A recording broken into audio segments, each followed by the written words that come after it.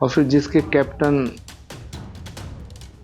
राहुल गांधी हों, उस जहाज में कोई नहीं रुक पाएगा। कांग्रेस की बर्बादी के लिए सिर्फ एक व्यक्ति जिम्मेदार है, जिनका नाम राहुल गांधी। देखिए, पागल व्यक्ति कुछ भी कह सकता है। देखिए, फारूक अब्दुल्ला साहब राम भक्त हैं। वो, मुझे लगता है, बहुत जल्दी कुछ बड़ा फैसला करेंगे,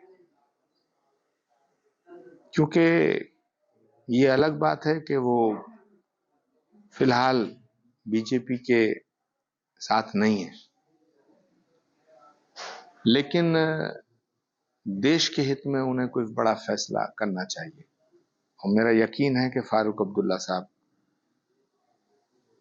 एनडीए के हिस्सा बन जाएंगे। कश्मीर के हित में, भारत के हित में उन्हें फैसला ले लेना चाहिए और करना चाहिए, क्योंकि जो विपक्षी गठबंधन है, ये तो चोरों की जमात है। और मुझे लगता है चोरों की जमात में फारूक अब्दुल्ला साहब नहीं रह सकते। चंडीगढ़ के 2 पार्षद हैं जो भाजपा में चले गए हैं और नेहा मुसावत जो है वो भाजपा में शामिल हो गई हैं और ये लगातार कांग्रेस छोड़ने की और भी लोगों की चर्चाएं चल रही हैं। देखिए, डूबते जहाज पे कौन रुकना चाहेगा? कांग्रेस एक डूबता जहाज है, और फिर जिसके कैप्टन राहुल गांधी हों, उस जहाज में कोई नहीं रुक पाएगा। छलांग लगा लगा के लोग भाग रहे हैं, और भी जाएंगे। चुनाव के बीच में भी बहुत लोग जाएंगे। जितने बड़े सीनियर नेता हैं कांग्रेस के, उनका सबका दम घुट रहा है। उनकी बेइज्जती हो रही है, उनका अपमान हो रहा है। राहुल गांधी जी के जो नौकर हैं, वो उनका अपमान करते हैं। करुणाकरण की बेटी, सुरेश पचौरी, अशोक चौहान, ये सब बहुत बड़े नेता हैं। गुलाम नबी आजाद, ये सब बहुत बड़े नेता हैं। इनकी रगों में कांग्रेस का लहू दौड़ता था। लेकिन ये सब क्यों गए? क्योंकि राहुल गांधी जी के जो नौकर हैं, वो इनकी बेइज्जती करते हैं।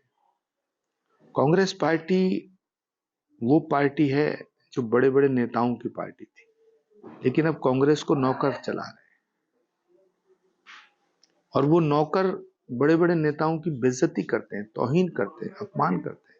कभी आप पूछिएगा कमलनाथ जी से, अकेले में पूछिएगा, दिग्विजय सिंह जी से पूछिएगा, आनंद शर्मा जी से पूछिएगा, गुलाम नबी आजाद साहब से पूछिएगा, कपिल सिब्बल से पूछिएगा, आरपीएन सिंह, जितिन प्रसाद, सुष्मिता देव, सुरेश पचौरी जी से पूछिएगा। मेरी बात पर यकीन मत करिएगा, पूछिए इन नेताओं से।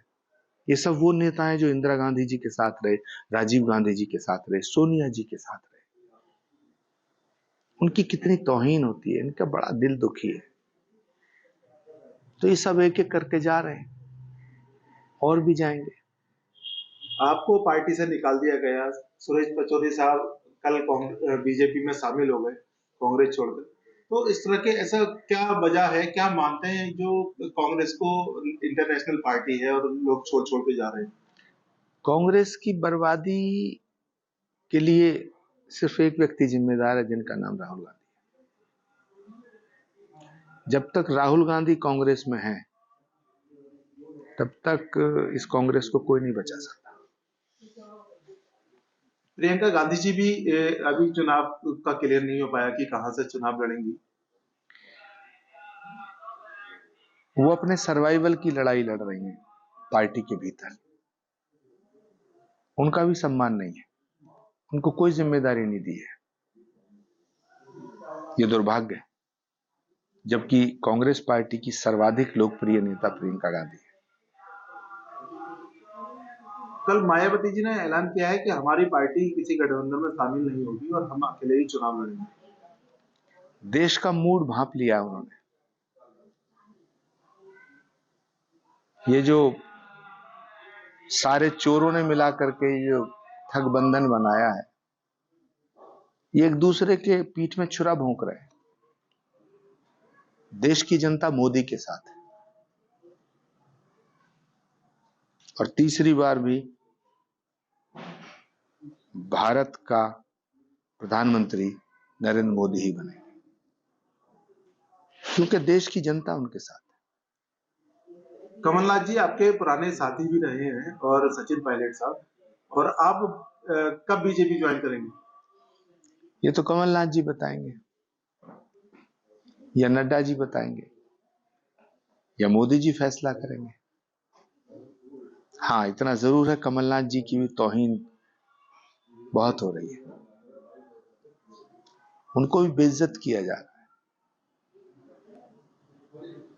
तो फैसला लेना उनके हाथ में है, वो अपना फैसला खुद करेंगे। बहुत सीनियर लीडर है मेरे, बहुत ही, मैं उनका सम्मान भी बहुत करता हूं। लेकिन जो दुर्गति हो रही है कमलनाथ जी की, मुझे लगता है उन्हें छोड़ देना चाहिए। प्रधानमंत्री जी पश्चिमी बंगाल गए थे, उनका कहना है कि अब तक हमने अवसर पैदा किए हैं और लगातार जो लोगों ने जमीनें छीन ली थी, कारोबार छीन लिए थे, वो लगातार हम लोगों को पहुंचा रहे हैं। यहाँ तक कि घोटालाबाजों को फायदा पहुंचाने के लिए 25 लाख रुपए की जॉब कार्ड बनाकर लोगों को दे दिए गए थे, लेकिन हम उसमें लगातार काम कर रहे हैं। क्या मानते हैं इस सबको लेकर? देखिए, अगर पिछले 10 सालों से देश के प्रधानमंत्री मोदी ना होते तो वेस्ट बंगाल तो बांग्लादेश बन गया होता। लेकिन भारत का सौभाग्य है कि नरेंद्र मोदी भारत के प्रधानमंत्री हैं और मुझे लगता है कि पश्चिम बंगाल की जो जनता है वो टीएमसी के अत्याचारों से अब इतनी दुखी हो चुकी है कि 2024 में मुझे लगता है कि प्रचंड मतों से नरेंद्र मोदी का समर्थन होगा, नरेंद्र मोदी जी की पार्टी जीतेगी, भाजपा जीतेगी। राहुल गांधी जी अमेठी से इलेक्शन नहीं लड़ पाने की क्या वजह मानते हैं? उन्होंने वायनाड से अपना नाम घोषित किया है। हारने का डर है। अमेठी लड़ेंगे तो हार जाएंगे। वहां की जनता ने स्मृति ईरानी जी को अपना लिया है। उनके सुख दुख में स्मृति ईरानी साथ खड़ी रहती है। राहुल गांधी पिछले 5 साल में 5 बार भी अमेठी नहीं गए।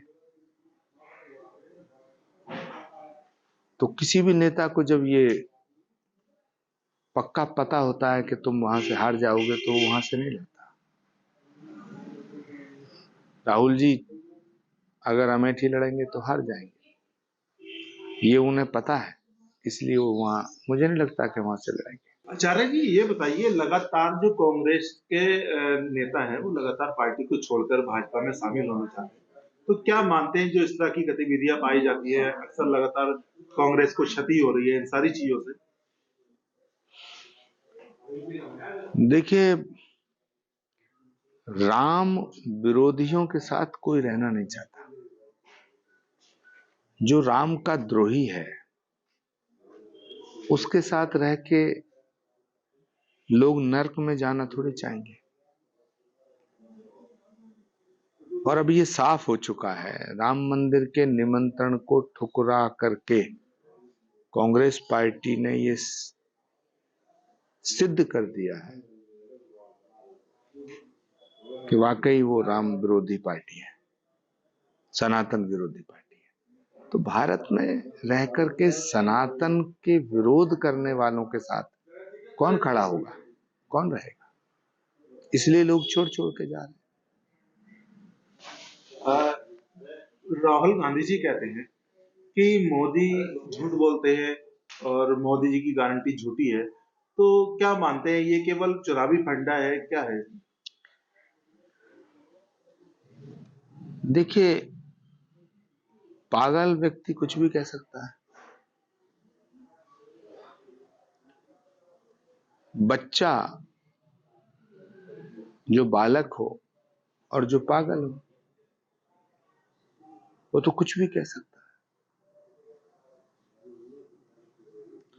बालकों की बातों पर और पागल व्यक्ति की बात पे कोई किसी को सीरियस नहीं लेना चाहिए।